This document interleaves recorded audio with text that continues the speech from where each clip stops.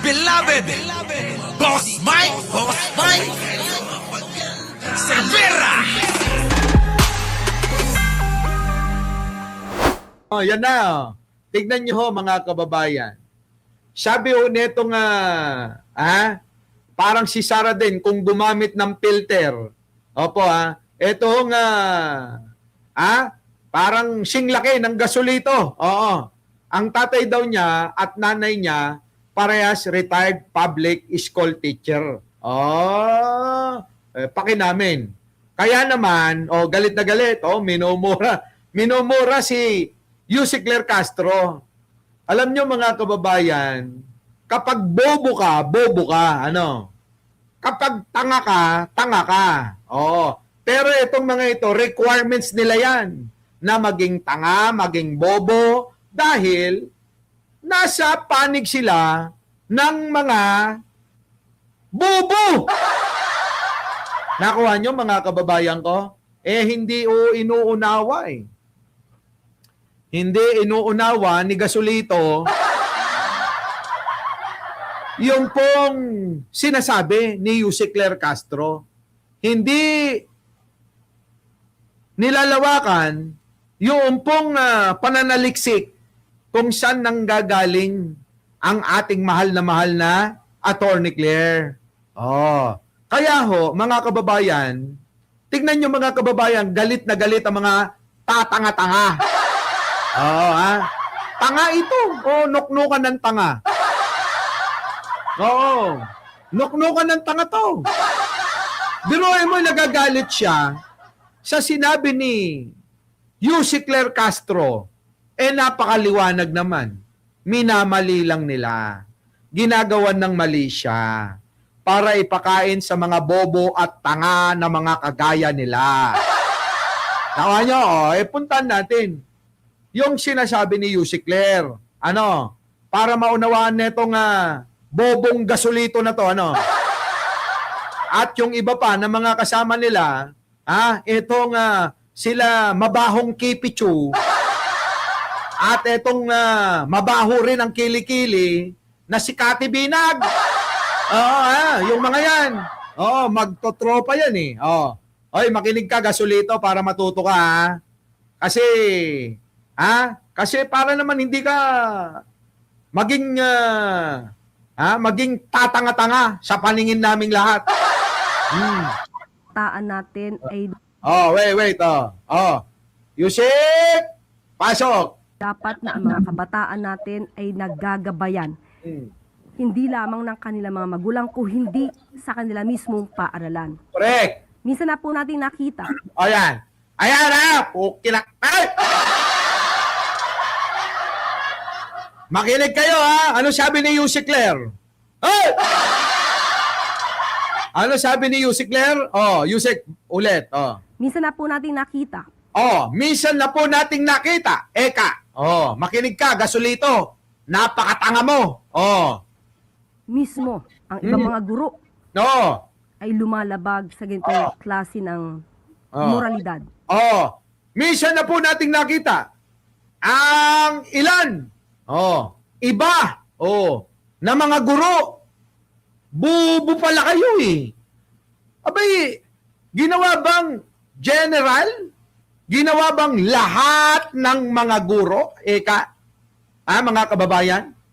Unawain yung maigi kasi yung mga bobo na katulad nung Gasolito na alalay na parang chonggo ni Amy Marcos na kibin-kibin ba?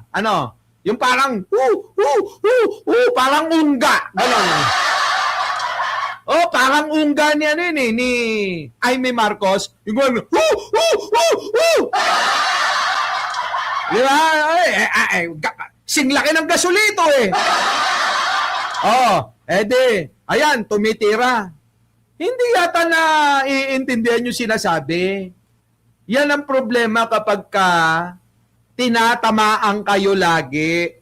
Hindi naman pala kayo yung tinutukoy, hindi naman pala sa inyo yung pinatutungkulan, sinasalumulang bakla. Di ba mga kababayan? Sinasalo lang ni bakla. hindi naman para sa kanya talaga. Tanga-tanga eh, no? Ulit, Yusek, ha? Maliwanag yung sinabi ni Yusek. Yusek. Maliwanag yung sinabi. Dapat na ang mga kabataan natin ay naggagabayan. Hindi lamang ng kanilang mga magulang, kung hindi sa kanila mismong paaralan. Dapat daw yung ating mga kababayan ay nagagabayan ng kanilang mga magulang. Hindi lang siya kanilang bahay, kundi siya paaralan. Minsan na po natin nakita. Minsan na po nating nakita. Ayan ha. Minsan na po nating nakita. Mismo ang ibang mga guro. At ibang mga guro. Mga tanga-tanga kasi itong mga DDS, boboy. Napaka-bobo nitong alalay ni Netong alalay ni Amy Marcos na mahabang baba. Yan ang turo ng mga parents niya na retired public school teacher ang magmura. Proud pa siya sa parents niya.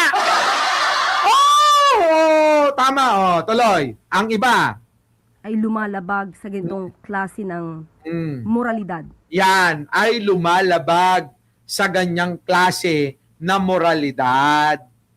Abay, tinukoy ba lahat ng public teacher eh? Yun ang tinutukoy ni Yusek Claire. Kayong mga DDS, bobo lang kayo. Tatanga-tanga kayo, bobo kayo umunawa. Kulang kayo neto. Lalong-lalo na itong itong unggoy-ungguyan ni Amy Marcos. Yung bakla. Yung bayot, mga kababayan, yung bayot. Di ba mga kababayan? Uy, bakla. Ano ba? Mahina ang uler. Diyos ko. Paano kakaano mo yata ng uler yan? Kaya ganyan. Di ba? Dapat nga dumadami yung laman ng uler mo. Pero parang ikaw yata yung nababawasan.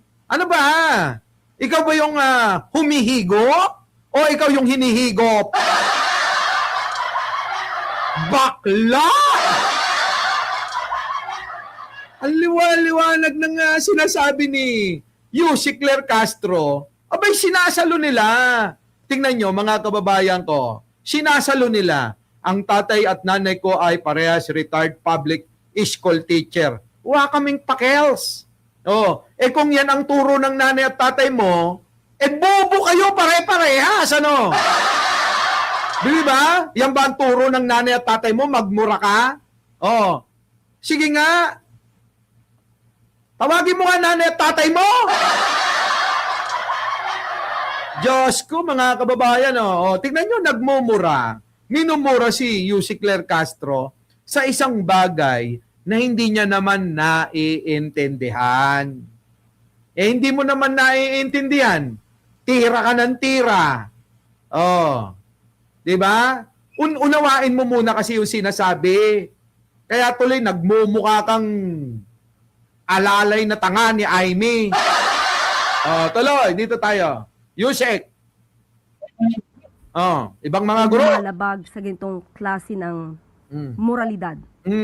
Ibang mga guro. Tanong ko, mga kababayan, nilahat ba? Nilahat ba ni Yusek Claire? Yung mga teacher? Hindi po. Hindi nilahat ni Yusek Claire Castro itong mga guro, Oy, thank you, Bas, opo, thank you. Di ba, mga kababayan? Hindi nilahat. Kung hindi. Kung hindi, meron lang pinatutungkulan. Sino kaya yan, Boss Mike, yung pinatutungkulan? Katulad nito, eto ho. Panoorin nyo. Ito yung pinatutungkulan ni Yusek Claire Castro dahil minsan niyang natalakay ito. Yan. Okay, sino una? Ako, sir. Sige. Wow, very good. Bakit? Ibig sabihin ng bakit, yung pananamit. Next. Okay. Okay.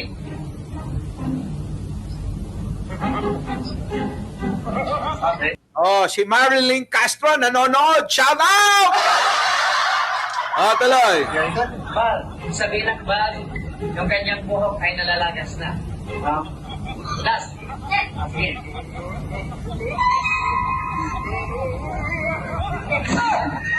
Oh. Kita nyo? Oh, kita nyo? Binasa pa niya. Describe the president. Binasa niya uli. Ayan ang tinutukoy. Oy, bansot.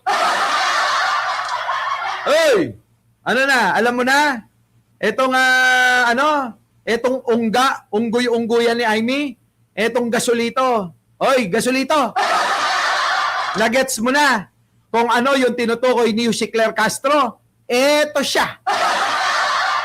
Yung mga bastos na mga teacher na hindi nagtuturo ng tama. Yan ang tinutukoy niya.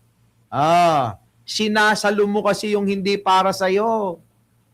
Masyado kayong apektado kay Atty. Claire Castro, no? Kasi feeling nyo, lahat na lang nasabihin niya, kayo, yung pinatutungkulan, ano? Yan ang problema sa inyo. Di ba, Sally Patience? Evelyn na Kawili? Yan ang problema sa inyo. Kung di ba naman kayo mga tatanga-tanga, nuknukan ng mga gunggong, salo kayo ng salo ng hindi naman para sa inyo. Di ba? Ano? Chibi! Alam, Maring Joji? Chibi ba? Chibi. Di ba? Abay, tulad niya rin kasi nga bastos kaya nasasaktan. Baka katulad ng nanay at tatay mo tong teacher na to. Kaya ka nasasaktan. Ganun ba yun, Ai Chang? Tanong lang. Oy, bansot. Oy, unggoy ni Aimee. Ungga. Yung gumaganong-ganon ba, mga kababayan, ano? Gumaganon kapag kasama ni Aimee.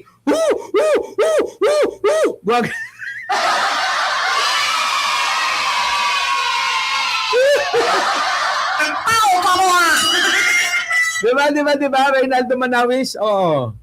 Yun. Baka naman kagaya ng tatay at nanay mo to, tong teacher na ito. Tama ba? Ganyan ba? Ganyan ba kabastos? Yung nanay mo at tatay mong nagpalaki sa'yo? Ungga? Kita mo? Sinasalo mo kasi. Kahit hindi para sa'yo, sinasalo mo. Di ba? Sinasalo eh. Yan. Tuloy. Ayan yan Ako na. po ay magbibigay ng aking public apology. Ay, bobo! Tingnan mo yung itsura, Tingnan niyo yung itsura, mga kababayan. Ganito po yung mga teacher na mga, hindi ko naman nilalahat, Baka sabihin nyo na naman, unawain nyo maigi yung sasabihin ko. Hindi ko nilalahat ng mga teacher. Pero may mga ilang mga teacher, may mga ilan na mga teacher na mga bayot na nang momolesta ng mga estudyante nila. Tama, mali. Hindi ko naman sinasabi na yung tatay ni dahil bakla siya, etong si Ungga, etong si Gasolito, hindi ko naman sinasabi na bakla yung tatay niya. Di ba? Kasi bakla siya eh. Di ba? Hindi kaya ganon? Kasi marami naman bakla dyan. Marami kong kaibigan, bakla, may asawa. Pero humahada sa iba. Hindi ko sinasabi na dahil bakla siya, bakla rin yung tatay niya. Hindi ko sinasabing ganon. Hindi ko sinasabi yun na dahil bakla siya, bakla rin yung tatay niya. Oh God.